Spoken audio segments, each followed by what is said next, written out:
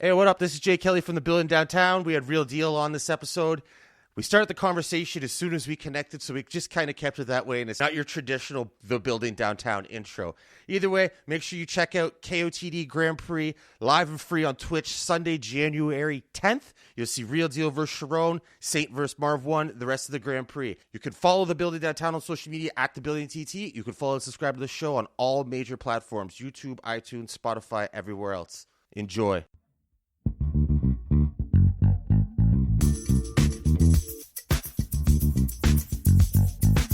Building downtown, building downtown, building downtown, building downtown.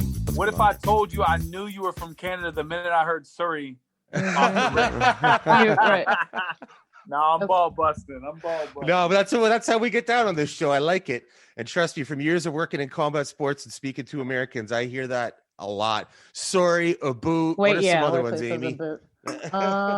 It's mostly sorry. That's the one that gets me every time. Sorry's the one, right? Sorry, yeah. You know what?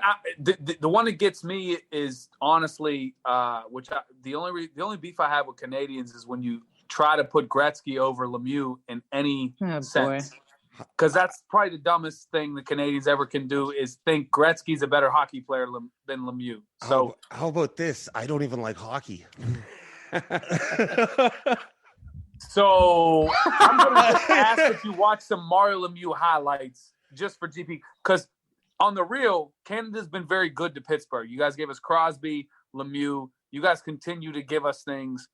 And you know what I mean? All we gave you was ketchup. And we're sorry. And no, we gave you Michael Keaton too. He's a Pittsburgher, and also Beetlejuice. You know, so we do little things behind the scene. But no, all jokes aside, I have tremendous love for the Canadian folk. Good people. Yes. What are you gonna say, Amy? Can I order a Pittsburgher somewhere? I've never heard anybody say that. So there's actually a Roethlisberger sandwich. It's trash. Yeah, there's Pittsburghers, and they're not. I mean, they're just like as American gets. Like if you want to just feel like shit for the next, you know what I mean, umpteen hours. Fucking Velveeta and Cheese Whiz. No. We're not as lazy as Philly. That's across the state. So don't, you know what I mean? Not trying to shade my Philly brethren, but yeah, they're the Cheese Whiz people. We don't do that. We like literally just slam shit on Philly. We've actually started to combat them on the cheesesteak market. They've become so lazy, so they need to step it up. Look out, Philly. All right, so should we start this shit? I feel like we've already started. Yeah, I'm not gonna lie, because I'm gonna have to eat after this, and I'm trying to save beer calories. Shit, man. Since this knee injury, man, I gained 5 fucking pounds, man. Oh shit! God damn it, bro. Amy knows all too well about knee injuries. Yeah, I actually have written down how is your knee. Oh, fuck! Is that what you want to open up? I mean, that's the top of the show. I mean, you started it. Yeah, so I went to the knee doctor. Apparently, they're going to do a second surgery where they've already taken. So they tore off there was cartilage floating in my knee, and they took it, and they took some cells from my knee to grow in a fucking lab. So they're going to Frankenstein some cartilage from my fucking knee, and that's a year-long recovery. You know what I'm saying? So once I get the fucking surgery done, that's a year. I'll be on crutches for whatever. And I'm a busybody, man. I'm going to go fucking nuts. I'm either going to go nuts or set jerk off records for fucking, Pornhub will be like, dude, get the fuck out of here. Please fuck off, sir. Yeah, stop putting 1, 2, 3, 4 under a new username and get lost. We get it. You fucked your knee up. But so when's the year? When's the follow-up? I'm gonna push it to fucking April. I'm gonna get through this battle here, and then I'm gonna just, you know what I mean, push my, all the other important shit I got. And then I'm just going to be fuck it. You know what I mean? Because if I don't get this surgery, what's going to happen is I'm going to have terrible ass arthritis, super early and maybe needed. I'm trying to keep Father Time at bay in the most respectful manner possible. You understand what I'm saying? So like I got some grays. I won't color my beard because I don't want him to come back giving me a bald spot. You know what I'm saying? So I'm respectful for the process. Well, I'm not envious. I hope it goes well. I've had 3 or 4 knee surgeries myself, and it is the least fun recovery you can have.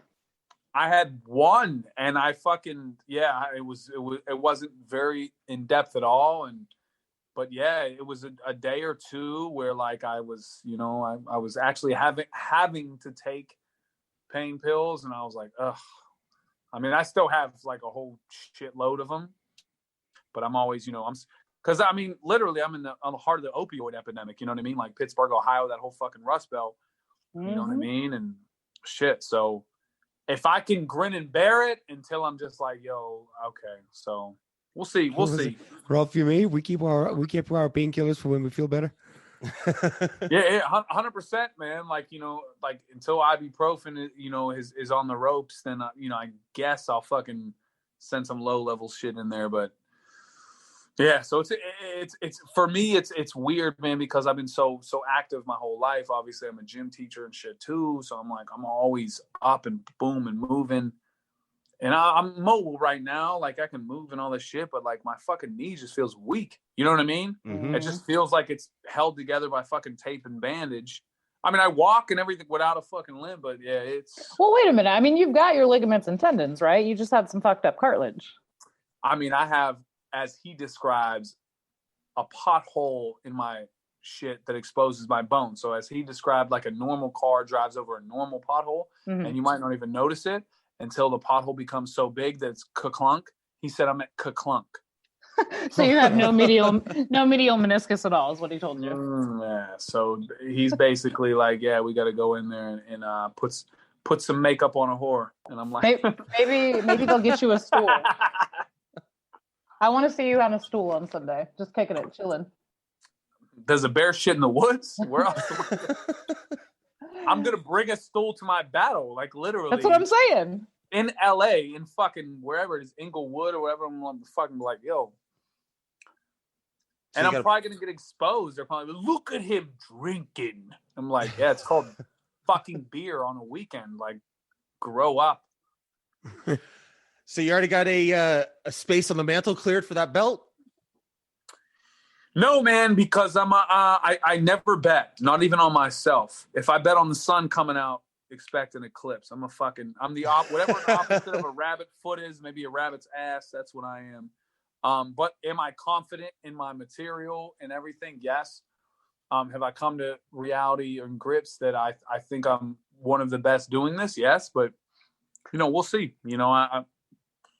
I mean, if you got to skip anything, skip the face off, because I'm probably going to tell Charron he's good, because I do believe he's good. You know what I mean? Like I'm not going to be like, it's not going to be an Ultimate Warrior promo. You know what I mean? Like I'm going to be like, all right, man, we'll see what happens here. What do you think of those face-offs? Because I mean, you guys talk. Why the fuck do we want to see you talk 24 hours before? That's what I've been saying. Dude, the fucking last face-off I did, I was drunk in Detroit. I was drunk drinking. And I'm like, afterwards, I'm like, damn, man, if I got to like pound a couple beers before doing a face-off, this shit sucks. Because I love, like, every battler I've come in contact with that I know on the circuit, I fucking love, man. Like, like I've had drinks with you, I've whatever, you know what I mean? Like, when it comes to a battle, I'm going to do X, Y, Z. I'm going to try to win. I'm not going to do anything to the point, like, you know what I mean? We're in fucking 2021 now, you know what I mean? I'm not going to fucking whatever, but like, so it's hard for me to try to do these like wrestling promos, and I grew up on wrestling. I love it, but I don't know. I can't do it. Mm-hmm. And Charron, you just mentioned, you have respect for him. You think he's good. You're a fan of his. You got no issues with him and everything. We had him on a couple nights ago, and he said it was right after the Marv loss he got the opportunity or the offer. And did you have any hesitation because he's coming off a loss? I recommended him. Oh, really? I actually recommended him. Yeah, 100%. Wow. I told Organic, I was like, I think that Charron, because first of all, there's a large gap between the last time that Charron had, had a championship shot, and like, dude, Charron, kind of like went on his own and built his own shit up in a different way and a different platform and still came back. Well, fuck that, man. Like, I'm with it. And I think I love the storyline because it's King of the Dot. Mm-hmm. Because Canada, you should have this. Mm-hmm. I don't think you're going to. But what a cool storyline. Like, two of the hardest working fucking put a hard hat on people. You know what I'm saying? Yep. So if there's anybody, because obviously Pat's doing his thing, and he doesn't seem to express an interest in that. Who else Canadian? You know what I mean? So I think people now again, like, nobody else jumped out to me as like also a clear favorite either. Like, so I think the storyline is great. Like, dude, bring it home for not you, but your fucking country. Like, Canada, in my mind, like how battle rap is, the heavyweights seem to be like ARP and URL and King of the Dot. Canada should take so much pride in that.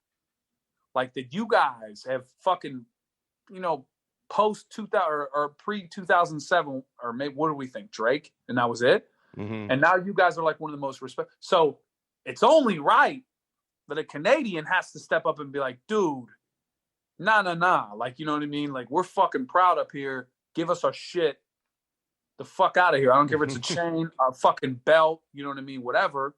So I love that. I love that approach. I love that storyline. And I fucking lost. Dude, I lost to Marv 1. The fuck? Marv 1 is incredible. Like, mm-hmm.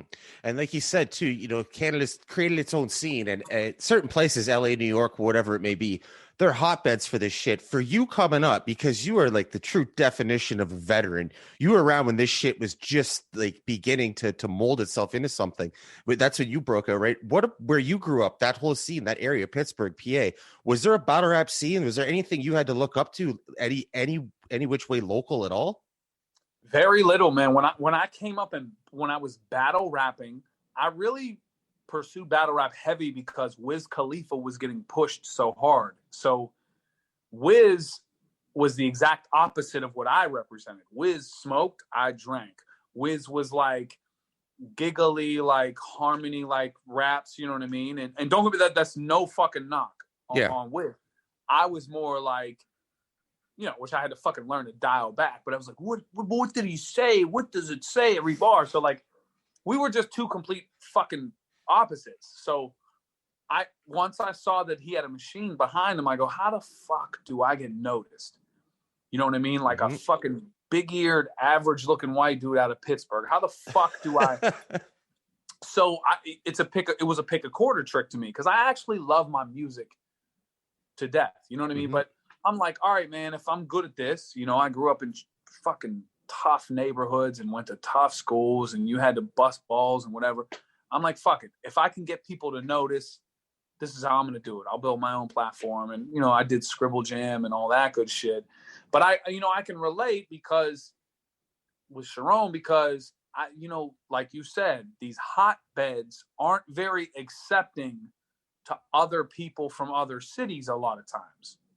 So like when you come in as me, I'm a fucking Pittsburgh dude, fucking draped in Echo in 2007 that I'm like swimming in, ready to battle in, because Pittsburgh is where all terrible fashion trends die. They're just like, look at this douche, you know what I mean? But so over time, it's been, it's evolved and it's been great to watch. And I'm not gonna lie, man, I'll always have that chip. I'll always feel like, okay, yeah, I'm widely accepted in California and New York and all these, but I'm like, yeah, you know what I mean? Like I celebrate that more. Like I force that to happen by being universally nice, if that makes sense, right? Yep. Yeah. And that's what I always tell people, man. Like, don't be like just be so dope that people can say they don't rock with you or they don't like you or they don't watch your battles, but they can't say you're whack. Mm-hmm. Like they can't be like, dude, be saying, or else you can be like, list some examples and call them to the table. So that's what I take pride in at the end of the day. And again, I know, where Charron's from is not a hotbed either. It's an uphill climb for both of us. But I thought I think it's a great storyline, man. Like Canada, someone who's been loyal is to the soil for that. With COVID, obviously we have to do it in LA. Yeah. Which isn't ideal, but so that's cool. How'd you first start getting the opportunities in like Scribble Jam, Grind Time, any places like that coming out of Pittsburgh, where you're not necessarily seated next to Lush One or seated next to Direct? So, I was kind of cooking here. Now, there were some people here that were kind of like good in the freestyle circuit and Scribble. They were actually really dope, and I really admire them. Dose Now. I don't know if you ever seen some Dose Now shit. Raw Noodles was dope. But anyway, I was kind of like, I was on the freestyle, and I loved the battle and shit here. I grew a hunger for it, desire, and I went to script. So here's a crazy story, a funny story. I went to, I earned to get in the Scribble Jam. It's 2007.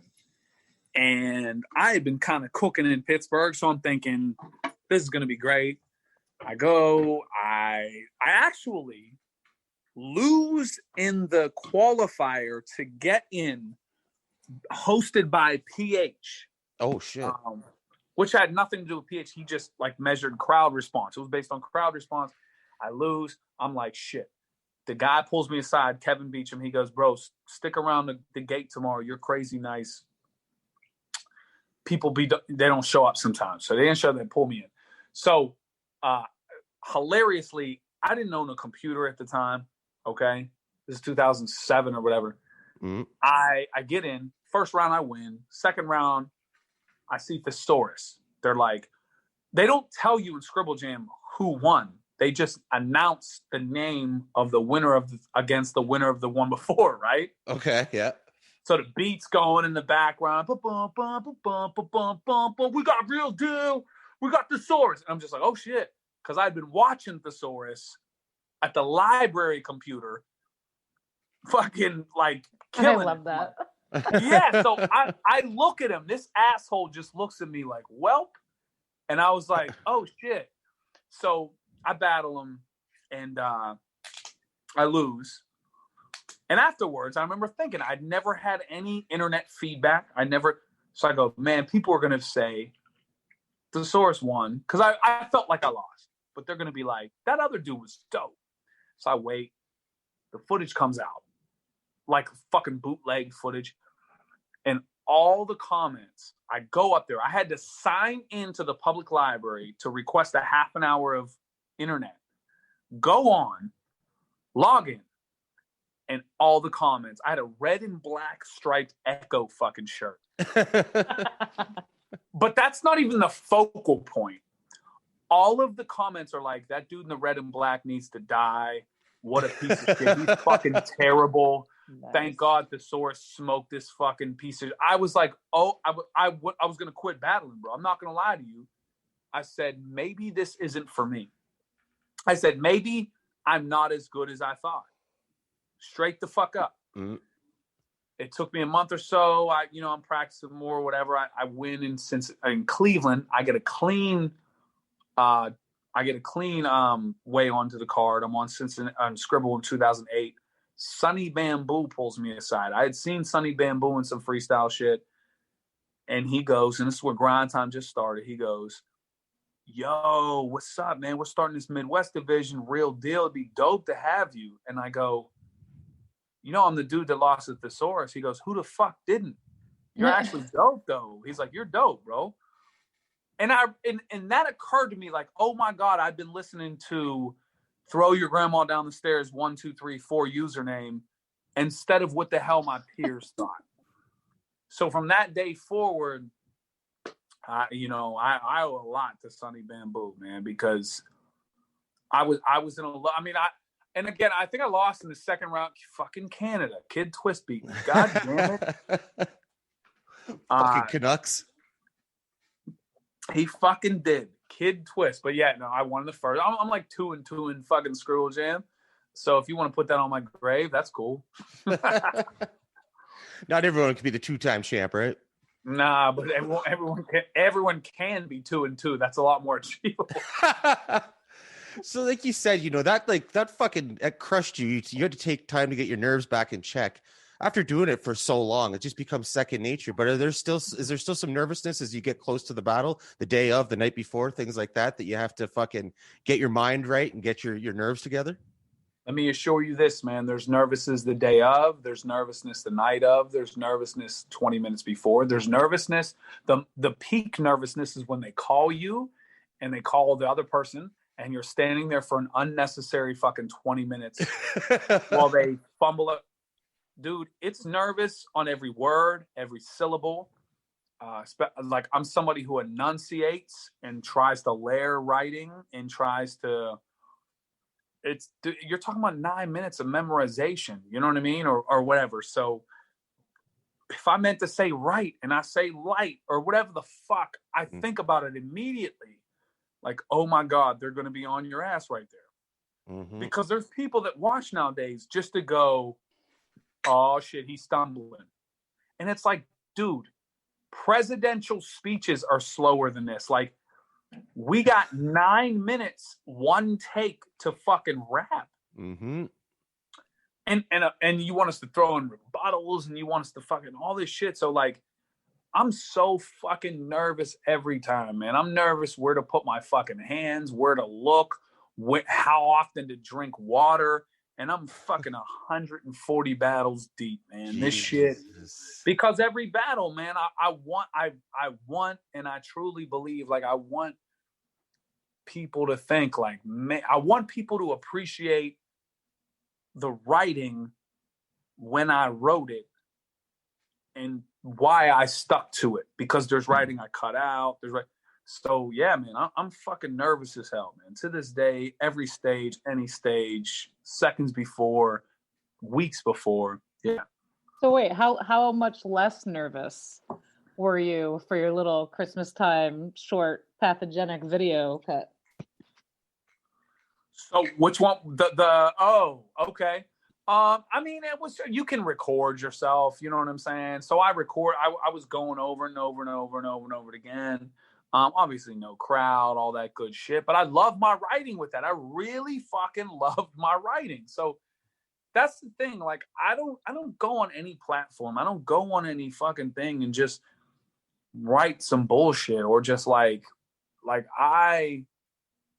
you know what I mean? Like, I really, really, really think, you know what I mean? Like, man, these people are fucking investing in you.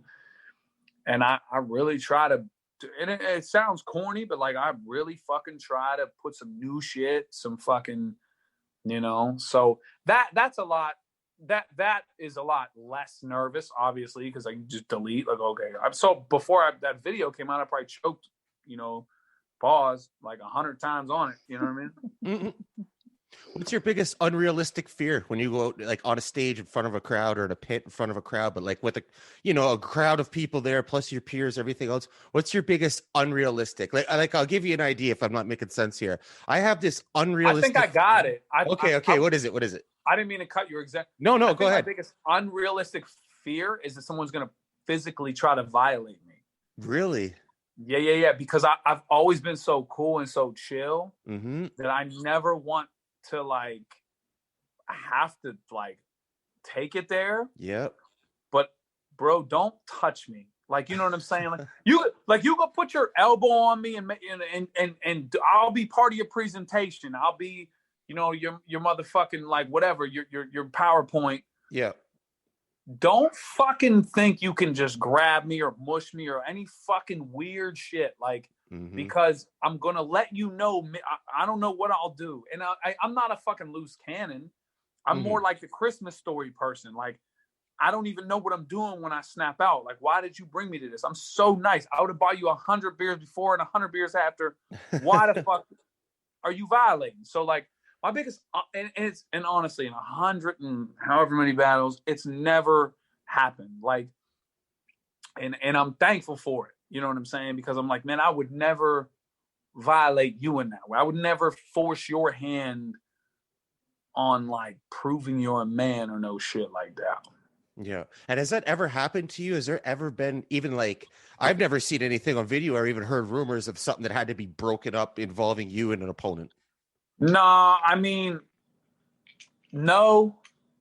I mean, like I've had a couple examples, but like not anything crazy. Like, so like when I battled Daylight, Yeah. and he shit on the stage, right? Yeah, Or he yeah. was about to shit on the stage.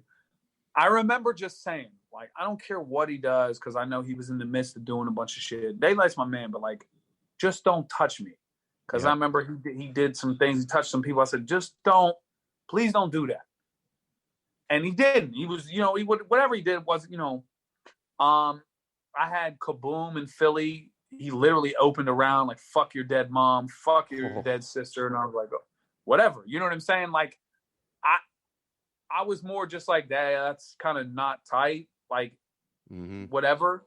But, I actually fuck with Kaboom as a person. I mean, to me, they're not all home run pitches. You know what I'm saying? Like, I didn't think it was dope, whatever. I seen what he was going for. Rosenberg kind of tried to pocket tap. You know what I'm saying? And at that, I was just like, oh, man. Like, in my head, I was like, like, why do that? Like, please don't touch me. Like, I would never muff your. Let me tell you this. I got a guarantee. I battle Charron.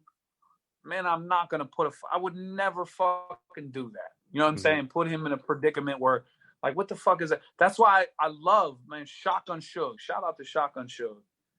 He recently had a tweet where he's like, man, I'm 2-0 in my last battles and I ain't a pocket check. I'm like, thank God, Shotgun, like, stop letting the corny people think that you went around off that. You're my man. Like, you can rap. Like, you can, don't give him that satisfaction. So that's where I stand on it. I don't know. Just don't touch me, man. I'm not here for that. You remember when Charron pocket check Suge? That was hilarious. Yeah. That was really funny. But up to that point, Suge was trying to violate him. Yep. You know Absolutely. And you could tell he was getting frustrated too. That the way, because Charron was attacking him with some nice angles, and it's basically in Suge's home. I'm not saying in his backyard or anything, but it wasn't in KOTD, right? It was not in Toronto at Club XS or anything. So you could tell he was getting frustrated too. That this nerdy white guy is that's the image Charron had, especially at that time, right? Is doing this to him. You could see the frustration. Just don't touch me, man. Like, please, bro, please, like, please, like. Because all the way people touch people, like, even like I don't even like the dunking on people. Like, I never thought that was hot. I don't get it. Yeah. Maybe I'm missing something. I don't think so. I don't like it, but I that's just me. Like, just please rap. Yeah, I mean, you could like bark, quote at me. You could, I'm not saying I got a fucking bubble that you can't get into. Like, if you felt like you got to deliver some news to me and let me know about myself, please do. I mean, I'm a flawed fucking man, but please don't put your hands on me. That's where you're, that's just that's not necessary. And what about things people say, like on Twitch? I know there's obviously no racial slurs, and there's you can't say the word faggot, right? So, but that's a rule Twitch has, and nobody seems to have a problem with that. I don't see why they should. You should need to use those to get your bars across. But are there any schemes or any things you think that people or wish people would leave out of battles, whether you're involved or not? Damn, I don't believe I don't believe battle rap is as open as some people. Like, there's some people that are like, dude, it's battle rap. And I'm just like, nah, man, so again, what Kaboom said to me, I knew when I was stepping in, like, okay, this might be, this could be, and again, with respect to Kaboom, he didn't like delve into, he was just like, fuck them. Like, that was like, which to me is like, I'll show disrespect, but it's lazy, right? Me personally, man, like, I think my biggest thing is touching. The need for pocket checking and grabbing and shit, all that like that. Things that people wouldn't address. I don't know, man. I really, and I'm not saying that I think it's an open thing, Because, like, obviously, let me address the biggest thing. If you're a white person and you're like, how come I could say, but he can't, get the fuck out of here. Mhm. Get the fuck out of here 10 years ago. Yep. Get the fuck out of here.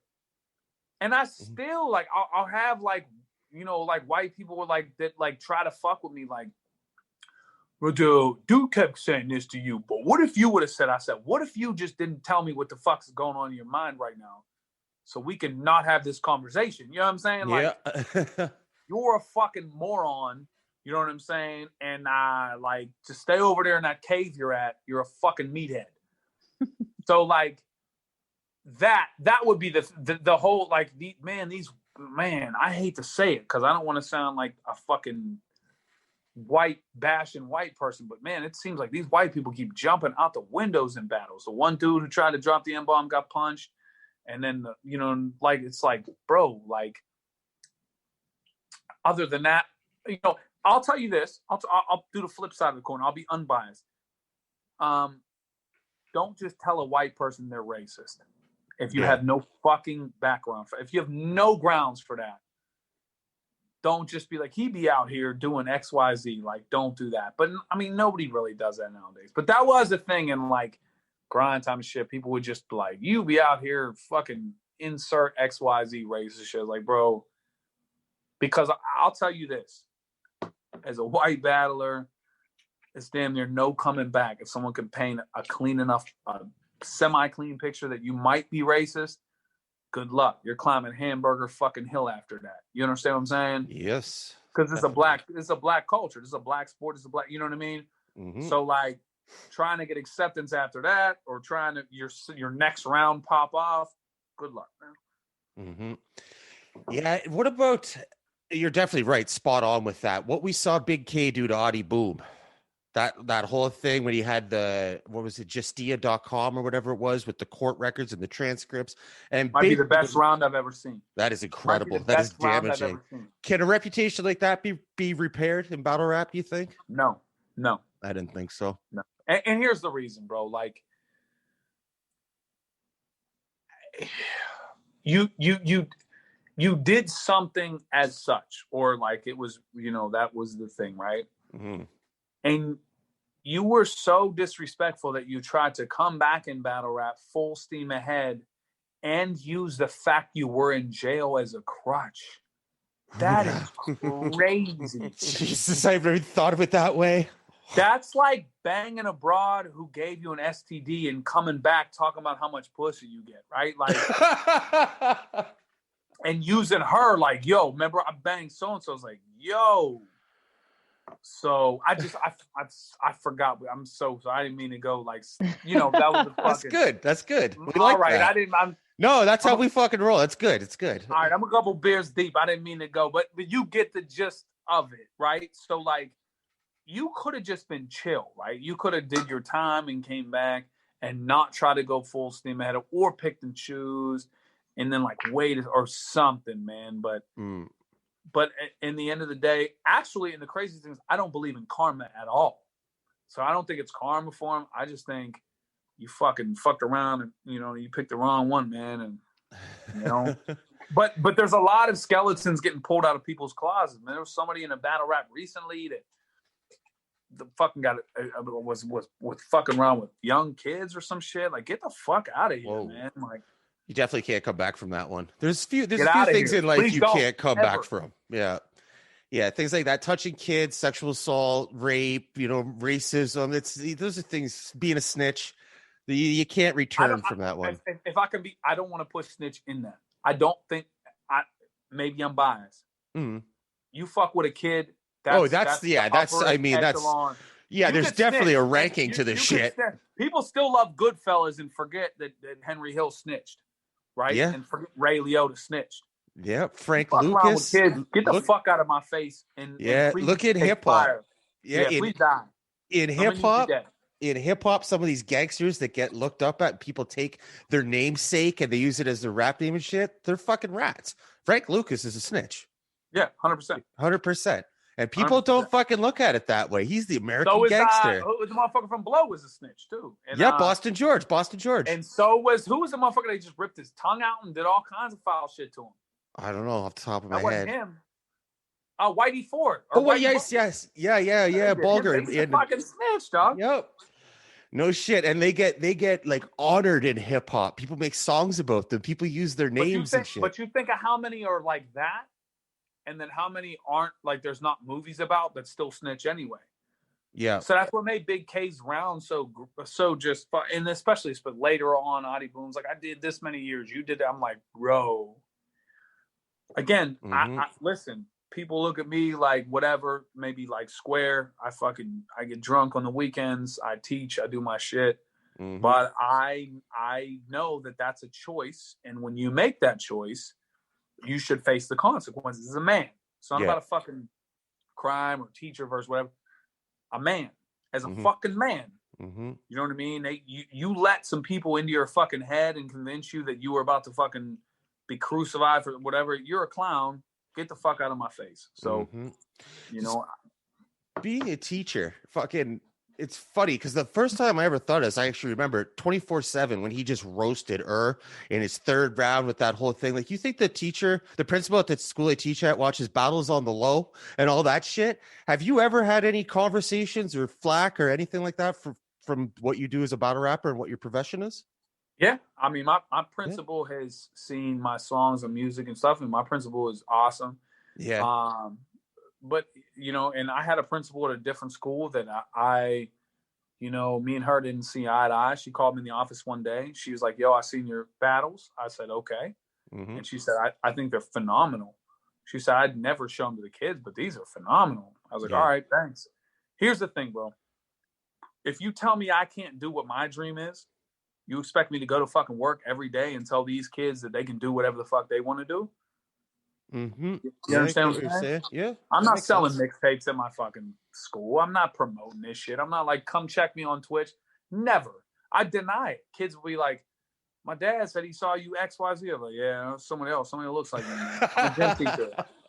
And if you think about it, man, when you taught, there's kids that'll see me in a Walmart, right? And be like, oh my God, it's Mr. Weller. It's like, bro, I'm here getting groceries. Oh, Mr. Weller. Mr. Weller, right? So how inconceivable, Princess Bride, how inconceivable is it that your fucking gym teacher is battle rapping? Like, so I'm living my dream, bro. You understand what I'm saying? Like, I teach. I do enjoy it. There are pros and cons. I love it. I did it. A big part was because I never wanted my son to see what I saw growing up. So I wanted to make sure he came before any kind of battle rap or rap. So I wanted to make sure I had a steady job that was benefits and paid. And, so that's why I'm here where I'm at. I it's a good job. It's great. But my dream is, you know what I mean, to change lives through music, to change lives through, the platforms that I've established. So the day that teaching comes in the way of that, sayonara, man, I got to go. I've done my work. Have you ever had a battle rap fan when you're out in public with, say, say your son when he was younger or something like that? Or it could be a colleague or something, and a battle rap fan came up and quoted something from a battle, yelling it like that, and it was just completely unnecessary? I mean, I've definitely ran into my fair share of like battle rap fan. You know what my biggest thing is? Battle rap fans back when Toronto, especially and shit, they would talk to me about lines I said or battles I had, and they'd be real loud. They'd be drunk. Yeah. And you'd hear organic like, "Yo, people need to hold it down," and I'd be like, "Okay, yeah, I remember saying that." I'd be like, bro, but you was live. And I'm like, so that, to be honest with you, like, other than that, man, I'm entertaining everything. Like, I'm fucking so lucky to be here and where I am and who I am. And, I definitely ain't made it, but fuck, man, you know what I mean? If, God forbid, I was out of here tomorrow, man, I've left a decent legacy. So, like, coming up from where, like, I've never, and again, I've never maybe reached the status of some other battler. I've never, whatever. I'm not trying to act like, you know, I get mobbed at the, like, fucking Tiffany at the mall in the 80s or some shit, right? But so, like, people coming up and telling me bars, nah, man, only when they're loud at an event. Yeah. Where I literally, man, it's hard to process to tell them, yo, man, I appreciate, we got to whisper here. Like, they're just like, yeah, but bro. And I'm like, it's funny you said, because a friend of mine, a very good friend of mine, he's a casual battle rap fan. And the only event he was ever at, it was the weekend Ilmac battled Pat. I think it was a world domination. And you were at that event too. I think you might have battled, was it Head Ice? Head Ice, I think. Yeah, I thought so, yeah. So the bathroom was downstairs and there's a huge lineup. And my buddy went to take a piss. And he comes back and I'm standing by the bar, waiting for him to come back up. I'm pretty sure downstairs if I was the back of the venue. And he comes up, he's like, yo, man, I was waiting in line with this guy. Fuck, he's the shit, blah, blah, blah. I was like, that's fucking real deal. And he was like, who? And I was like, never mind, man. And I was like, you're so lucky that it was that guy that you were annoying the piss out of waiting in line and not maybe someone else that you know, it could have been in this community. And furthermore, later on in the evening, my buddy fucking sent himself home because he's like, Organic keeps yelling to keep it down and I keep being loud, so I'm gonna go. He took a fucking flight back to the hotel. That's a good human right there. Well, at the end of the day, man, like you know, I think one of the best, I guess, backhanded compliments that people try to give Canadians is they're so nice. Yeah. But in this world that's so fucking dog shit right now, yep, how is that not, like, you know what I mean? So again, that's why I said it literally happens to me in Canada, and I probably vaguely remember it. Yeah. And you'll be at a pisser and you'll be at whatever, and they'll just be like, yo, that bar, and no. Dude, like, I don't care, man. Like, to me, like, thank you, man. Like, you know what I mean? Like, I appreciate it. You know what I'm saying? Again, I don't fucking, I'm not at the level of, in my head, I'm thinking of fucking Eminem, right? I'm so sick and tired. But like, I'm gonna say it. Damn yeah, it. right. He's like, I just do not have the, like, but I'm like, no, I don't. I appreciate you. You know what I mean? But, you know, there are some people that kind of, you know, I'm trying to go over my bars and they're like kind of hovering around. But no, at the end of the day, man, you appreciate their appreciation because that's what you put this shit together for, hopefully. You know, and worse things have happened to better people. Yeah. Being in the GP at the start, the Grand Prix, and then what was it, the second round against Times, right? You beat Gage, and then the second round you were out. No. I was out of here after the first round. Was it first? Who battled First Gage in the first round, round? bro. Marv battled Gage in the first. Yeah. That's They right. put me on Yeah. the first thing smoking. They said, get him the fuck out of here. Did you watch the rest of the tournament at all? Did you tune into it? Yeah. Did you like it? Yeah, I watched a good deal of them. Yeah. Did you like it? Yeah, I did. I don't, you know what I mean? Like, I loved, I think Marv has been on an incredible tear. I didn't watch it all. You know, I loved Clone's work. Mm-hmm. Definitely. You know, and I just loved that the direct was coming back. I mean, there were so many, like, very likable elements of this whole. So, yeah, I'm a fan. You know, I'm not as. Get more. I'm a fan. I call Eddie I. I love seeing Eddie I. You know, and I even love seeing So Severe, to where he was criticized and turned that into a marketing thing. I thought that was fucking great because I've been said judged battles are fucking trash, and people, you know. And So Severe was like, yo, fuck it, I rob people. I'm like, fuck it. Yeah, wear that hat then. I don't, you know, I didn't judge either of his battles, but I'm like, fuck it, you know? Mm-hmm. So they plan, from what we've been told anyways, they plan on doing a 2021 Grand Prix. Are you going to be returning to that or sitting this one out? We'll see, man. I'm like I said, man, even, you know, down a fucking leg, I'm a busybody. So, you know, we'll fucking see. If I... You know, I wouldn't mind doing it, bro. You know, I always told myself, man, if battle rap ever got to the point to me that it was not beneficial, like I didn't see my status moving or my fucking cause was, here or whatever. Things keep happening. It keeps bringing me back year after year. So, it's a year-to-year thing for me. I sound like fucking Drew Brees or some shit, but so yeah. Yeah, but you battle like 80 times in a year. Yeah. And I'll tell you what, I love it. I fucking battle and I hang out with good people that I'm just like, man, this is awesome. I know these people and we fucking drink and we talk about sports and bullshit and we talk about where each other's from and fucking it's a unique experience, man. From when I was 18, from 0 to 18, I never went anywhere. We went to Lake Erie once, and Lake Erie's 2 hours from where we are. And the entire time, my dad drove 60 in the slow lane and was bitched about gas money. And so battle rap has took me to fucking Juneau, Alaska, to Sydney, Australia, to fucking even to Thunder Bay, which I know Canadians will not rep. Fuck it. I had a ball at Thunder Bay. There was a snowstorm. I told them all about how good Matt Murray was, and I thanked them. I had a fucking ball, bro. And that's what I mean, man. Like, I live for the experience. I make money. I feel like I can make money doing whatever. Money is not I mean, I'm not out here fucking, not getting paid, but these are great experiences for me, man.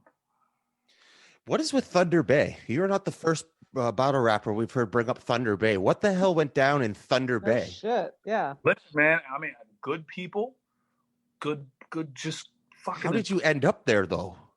Jared, big guy. Great guy. Big Jer, of course. What the fuck does that mean? Fucking house. He played I feel like he played Arena League football or some shit too. He's a fucking. I'm gonna tell you this, man. If you can pick one person to go on, a dark alley with, that someone got a problem with you, this motherfucker might be like 6'3", 300 plus. Go pack a lunch. You know what I mean? And just cool as fuck, man. Just and did right business and. Small crowd, they appreciated you and just good people, man. Like I'm not saying Thunder Bay is on my Mount Rushmore of battle cities I've been, but I'm just saying when I get to the customs, the guy's like, where you going? I go, Thunder Bay. He's like, why? Like literally the Canadian custom guy. He's like, not like, why? What are you doing here? Like, why? Why would anybody go to Thunder Bay? Yeah, that's what he was like. And I was like, you have any spots to go to? He was like, yeah, not Thunder Bay. And I was like, all right. Fuck they do to you. Like, no shit. But I noticed, bro, the most authentic people that I've ever come in contact with are from just like cities that aren't like just fucking like Toronto is one of my least favorite places to go. Mine too. My fucking least favorite. Every time I go, and I'm about to lose the Toronto vote, I guess. But man, I want to sit down in a bar, and I want you to tell me why this is the Maple Leafs year, and I want you to believe it, and I want you to tell me to go fuck myself because I'm a Penguins fan, and then I'm gonna buy you a drink, and we're gonna discuss. That's what I want. So when I go to Detroit, they're like, Detroit is great. I'm like, no, Detroit is great to me. Because these motherfuckers think the Lions are going to win the Pistons or some shit. We have it's authentic blue-collar conversation that you can't put a price on. Mm-hmm. Yeah, Toronto Maple Leaf fans are a fucking special bunch of people. I'll tell you They that. just gave up, bro. My dad is a Habs fan through and through. So growing up, I was a diehard Habs fan, and I played hockey for years. And then one day I just realized this fucking sucks. Basketball is way better. Combat sports is way better. So no more skates for me.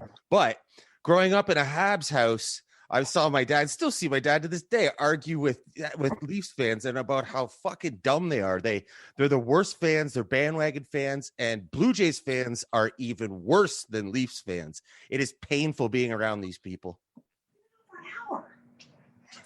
Was that a cat? Yeah, I got a little cat over here, a little Mancoon with 1 2. But so I'm a Kawhi Leonard fan. I'm a Spurs fan. I love Kawhi Leonard. Okay. One of the few Spurs fans that like understood his fucking argument. And no, I watching the NBA grow like it has in Toronto is a cool thing. But like I said, man, I am a diehard fan. Even when I go to New York, like, don't send me to just New York.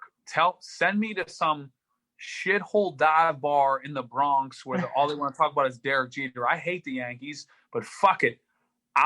We'll sit down and we'll, like, you know what I mean? That's what I want. I'm a man of simple needs at the end of the day. Now you got Sunday, you got the battle with Charron, but no matter how that plays out, I think you're doing a good job of getting the word out there. Justice for Charlie. That is another battle that doesn't stop for you 24 hours a day. I'm not even going to try to paraphrase what it is. Please let listeners know, anyone's not familiar, what it is, how it came about, and how people can help or at least be aware. Man, the question I've been waiting for, and I love that you asked it. Thank you. So yeah, you deserve it, man. Man, unfortunately, in the most unfortunate way, my father was, in the shortest ways to explain this, my father had an aortic stent, and they put the aortic stent in him in April of 2019 because they determined he needed it. He didn't have trouble breathing or no shit like that. Well, by July of 2019, all of a sudden they're like, whoa, there could be a leak in it or whatever. And my dad was, fucking like, dude, I hate hospitals, whatever. He goes in for some back pain, which they go, it might be the stent. It might be leaking. They take specific x-rays July the 15th. They go, nah, your stent looks great. You're sleeping on it wrong. So my dad had sciatica. Okay. Why I tell you that is 2 weeks later, they're doing a PET scan for this mass that's on his lung, which was removable. And they go, oh, looks like that leak has gotten worse, which is weird. How the leak get worse when he didn't fucking have it? So they're like, yeah, we're just going to bring you in Monday. Just kind of tighten some things up. Just make sure everything, literally how they explain it. You know what I mean? Mm-hmm. So he goes in that Monday. They're like, he'll come home the next day. He comes home the next day. Fever, chilled sweats, everything. When they went in, they said there was no leak. They're like, oh yeah, it looks like there wasn't a leak. Just going in for safekeeping. So he gets a fucking infection. Okay. He dies after a month of the most gruesome death. When I tell you Jeffrey Dahmer died a fucking easier death. Jesus Christ died an easier death than what I had to watch my fucking hero go through. Mm-hmm. Oh, sepsis is no joke. Listen, not only sepsis, kidney failure, wound vacs, intubators, fucking watching the smartest man you ever known just fucking gaze off into the fucking clouds. And jaundice. My dad didn't even drink, and he had jaundice. I didn't know that was possible. Well, they fucking found a way. Wow. And if you know anything about Pittsburgh, the Steelers, right? The steel mill crashed in the 80s or 70s. And only thing that kept us from going under was our medical, so our hospitals are fucking big. Our hospitals are like our bread and butter. So when I was in there, I said, this is fucking wrong. Like, doctors would just say to me, like, I don't know, man. It's like the wheels just kind of came off. How the fuck do you get paid that much to tell me that? If I told you, if you had your kid in my class and I told you the wheels just kind of fucking came off, yeah, you'd be like, let me speak to him or I'm going to go fucking punch him directly in his shit. Yep. And you'd be warranted. Mm-hmm. This motherfucker that did the surgery on my dad, we were getting around the round table to discuss basically giving my dad the old Yeller treatment. After 20 days before, he walked in like you or me. Wow. He was supposed to be there. He couldn't come because, quote, prior obligations. The doctor, yes, sir. So guess what? I said, fuck. Nope. So when these lawyers tell me, and this is and again, I'm not going to fucking go on a tangent, but these lawyers are like, well, I've had some, so literally, your dad was 70. I mean, I'm like, what do you fucking mean? Well, I mean, if it was you, you know what I mean? Like, this is a lucrative kind of thing. So you could put a price on a fucking person like that. And they said, well, how? I said, I'll pay it. Just to drag that motherfucker out of his office to come see me, to have me say Charles Weller was his fucking name, asshole. Mm-hmm. You got prior obligations now. I'll lose the fucking case. But in the United States, you need a doctor to go against another doctor. You Really? don't need that here for teaching. If you think I fucked up your son somehow or daughter, Yeah. you don't need another teacher to be like, he fucked up. You just take me to court. But doctors, you need another doctor. And if you think protect the police or whatever is big in the United States, the doctors make that look like a joke. They ain't fucking turning on none of them. No shit. That's their crew. Those are their peers. Right. I've never heard of this. That's fucking wild. I will be wearing a Justice for Charlie sweater the face off and a Justice for Charlie in the battle because my father was a man who gave up everything to raise us. The man literally told me, he said, son, I didn't want any kids when your mother had her first. She had 4. He dropped everything and raised us. He wasn't no real deal. He didn't have Facebook. He wasn't out here fucking making jokes and laugh. He had nothing. When he retired, he didn't even have a fucking career to retire as. He just worked odd jobs. He busted his balls to get to the end of his life so this fucking hospital could take it from him. And if you think I'm going down, if you think I'm not going to fucking be like, find me a platform so I can scream from the mountaintops. So here we are. So anytime. Go ahead. No, my bad. Anytime someone just for shirts, sweaters, that shit to me, I don't fucking, I mean, ordering it is more of a, but I want people to ask you, my man XL, and I hope he don't mind.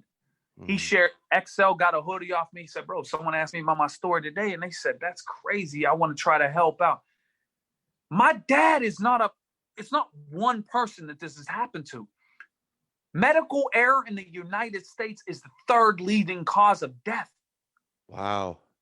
They just keep doing it because, you know, there's so much other shit to distract us in this fucking cesspool. That's why Joe Biden's like, America, we're better. I'm like, are we fucking Joe Biden, dog? Like, that's fucking nuts. So here I am, little old fucking me, bro. And the cemetery tried taking my video down. The cemetery, my dad was a veteran, served. They tried having my video taken down, the fucking cemetery. And I'm battling them, bro. So to be honest, the battle with Charron, I can't wait. It's gonna be great. But at the end of the fucking day, I'm locked in. You understand what I'm saying? And also let people know, you know, how they can order, where they can find it, where they can find information, or even other people who may have went through something similar, how they can get a hold of you to talk. Because like you just said, if it's the 3rd leading cause, you're not alone in this, right? And people, I would assume the more people get together and talk, the more their voice is heard.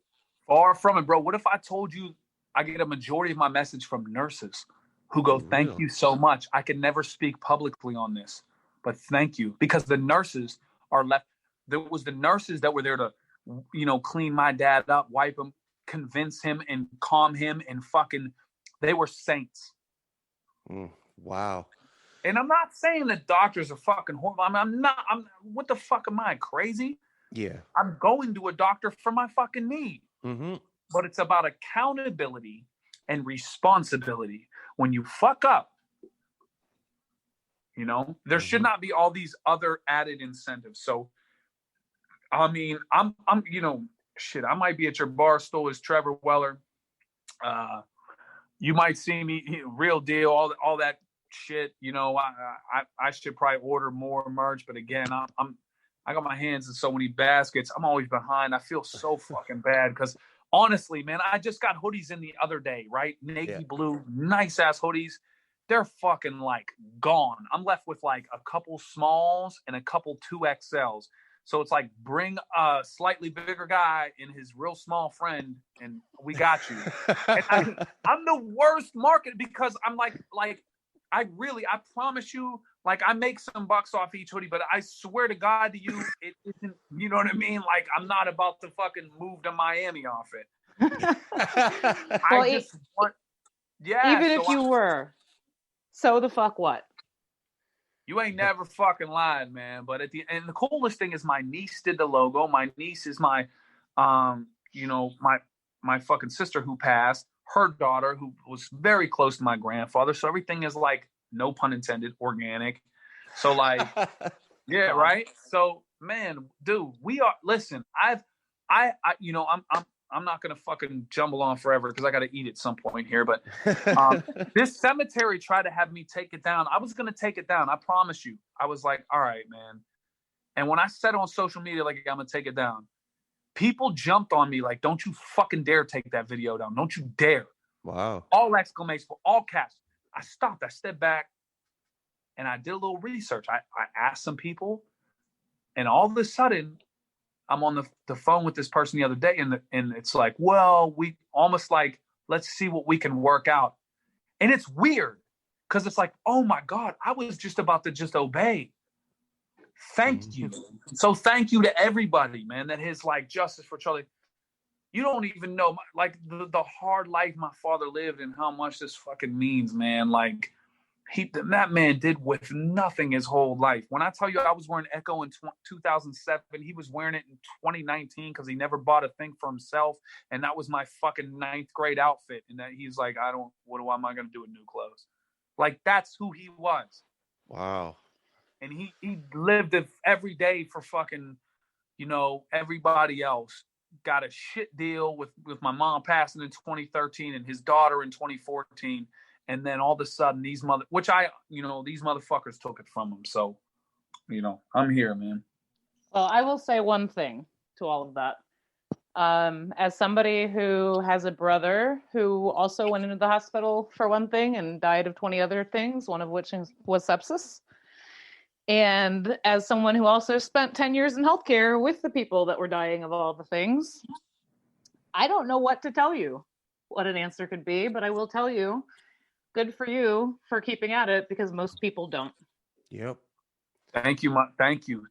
And again, if you haven't seen the video, I list statistics and I bring shit up, and I'm fucking terribly sorry for your loss and what you've had to see and what you had to go through. And again, at the end of the day, it's weird. I don't want to be like, well, I found something that's bigger than me or a cause, whatever. But I'll tell you what, let me just say this.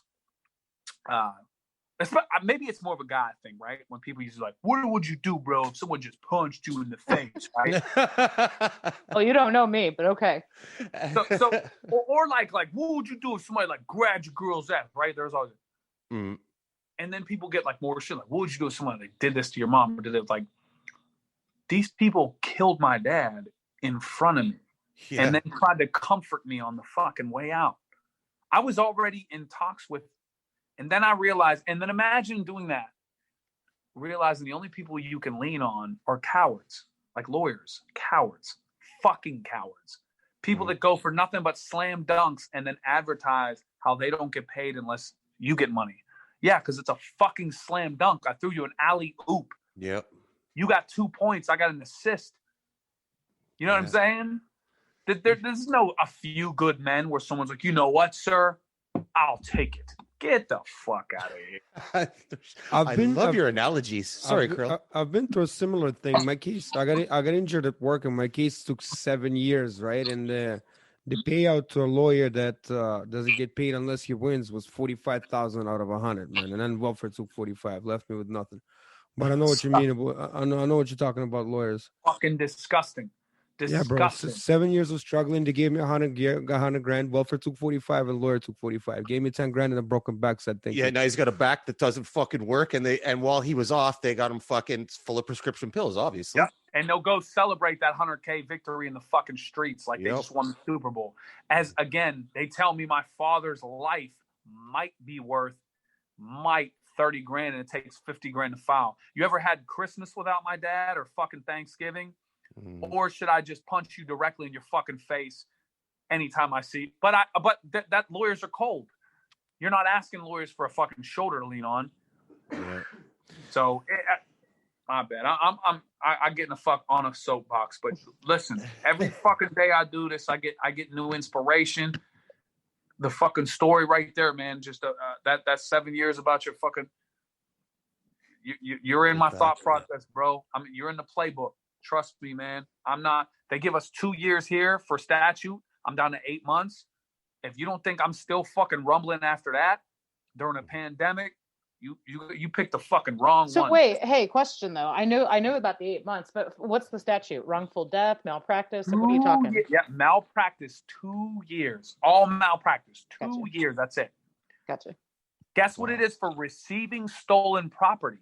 Probably 5. like 10 years. 5. Yeah, so if you get a faulty fucking Samsung, we'll see you in 5 years. But if you know what I mean, if we fucking killed your loved one, Yep. you're on the clock. That is unfucking believable. But you do have a nice ray of sunshine that Grandpops and Pops did a good job with. Your son, he is one super talented kid, man. The last thing I saw, I think this was before the pandemic, was it America's Got Talent or something? He was going through like the preliminaries for that. Yeah. So my son is my ace, man. He loves to do impressions. He's good at it too. Very good. Yeah. He's very studious about it.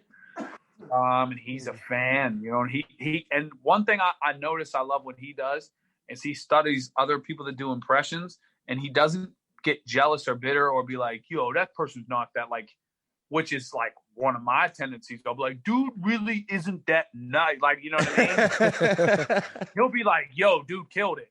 And I'll be like, damn, I need to get that. Like that's some like positive shit. So that's my thing, man. You know what I mean? Like, so again, I've got my fucking hands in so many baskets with, trying to make sure that he pursues his dreams. And But wait, how's his hair? Wild. Uncombed, terrible, at times just not good. Like it's it's not good. Yeah, it's his. I got it. Somebody got him a headband for Christmas, like a hoop headband, and he didn't know how to wear it, so he was going between Kelly Olynyk and like the person that like it was just a fucking shit show. Like his hair is absolutely disgusting. It's comparable to my beard. Wow. Okay. Oh fuck. Hey, if your fucking teenage son, if that's the biggest problem is fucked up hair, you're doing all right as a parent, my man. Oh my god. Have you ever been around a smelling proximity of a teenage son, bro? If not, thankfully I haven't. He was one. What are you talking about? Well, you're immune to it when you're a teenage son. Yeah, you just use more cologne. Put it this way, it would not sell well as a Yankee Candle. No one would buy teenage son's fucking smell. That shit is a math equation of 1,000 asses and then like random shit like steel and shit. You're like, how the fuck do you stink like this, bro? Like, holy shit. And I think I saw too, maybe 2020 it was, you got engaged? Is that indeed. That's what I mean. Before I walk the plank, I need to have a good knee for it. So here we go. Well, good. Real That's class good. act off the market. Holy fuck. This is awesome. All right, my man. We'll let you go eat. Is there anything else you want to plug before we let you get out of here? And you're definitely on the hook for doing this again in the near future. Nah, no. I appreciate you all, man. I'm going to get out of here. Like I said, man, if anything, fuck my album song battles. Those are all cool, great. They're pick a quarter tricks, but follow what's going on with my father. Justice for Charlie. Charlie Weller was a man born in 1948 and had a very rough upbringing and did everything for everybody else, only have that taken from him. So keep that in mind, and I appreciate you all. Appreciate you a lot. Appreciate your time. We'll be doing this again. Make sure everyone check out Real Deal vs. Charron Sunday, January 10th, live and free on Twitch. You also get the rest of the KOTD Grand Prix finals and, well, the rest of the card, plus the finals match between Saint and, why am I drawing a blank here? Marv 1. Jesus Christ. Wow. Thanks again to Real Deal for everything. For Real Deal, Amy Barton, Kirill Kasatskiy, I'm Jay Kelly. This is The Building Downtown. We out. Peace. Building downtown, building downtown, building downtown, building downtown.